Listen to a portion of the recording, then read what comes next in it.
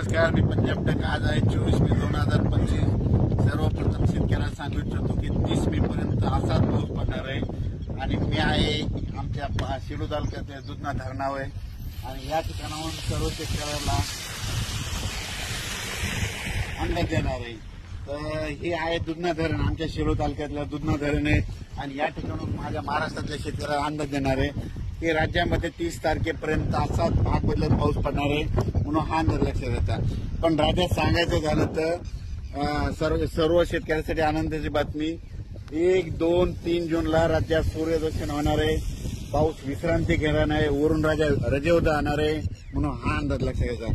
म्हणजे सांगायचं झालं तर 1 जून, 2 जून, 3 जूनला वरून राजा विश्रांती घेणार आहे, रजेवर जाणार आहे म्हणून हा अंदाज लक्षात येतात. माझी सर्व शेतकऱ्याला विनंती आहे की 1, 2, 3 जूनच्या नंतर ऊन पाडल्याच्या नंतर तुम्ही काय करा, तुम्ही संपूर्ण शेताची कामे आटपून घ्या, कारण की त्यावेळेस उघाड पडणार आहे. नंतर परत 5-6 जूनच्या नंतर थोडं तुरळक कुठेतरी पाऊस चालू राहील.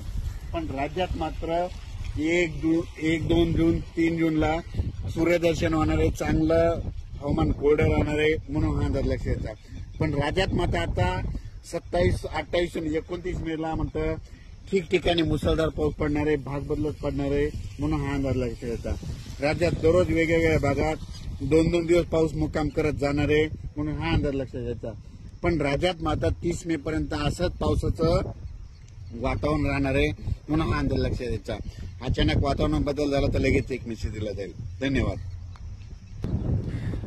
हे पाहू शकता, हे आमचं दुधना धरण आहे, म्हणजे सेलू तालुक्याची लहान भागवणार आहे आमचं हे धरण आहे आणि या धरणात देखील पाणी यायला सुरुवात झाली पाहू शकता. पण राज्यात मात्र सर्व शेतकऱ्यांसाठी आनंदाची बातमी, 1 जून, 2 जून, 3 जूनला सूर्यदर्शन होणार आहे म्हणून हा अंदाज लक्षात यायचा. म्हणजे वरून राजा विश्रांती घेणार आहे, शेतकऱ्याला कामं करण्यासाठी विश्रांती घेणार आहे म्हणून सर्व शेतकऱ्यांनी हा अंदाज लक्षात येत आहे. मी आहे जालन्याकडे जात आहे आणि परतूर मार्गे जात असल्यामुळं या दुधना धरणावरून हे शेतकऱ्यांसाठी अंदाज दिलेला आहे. धन्यवाद.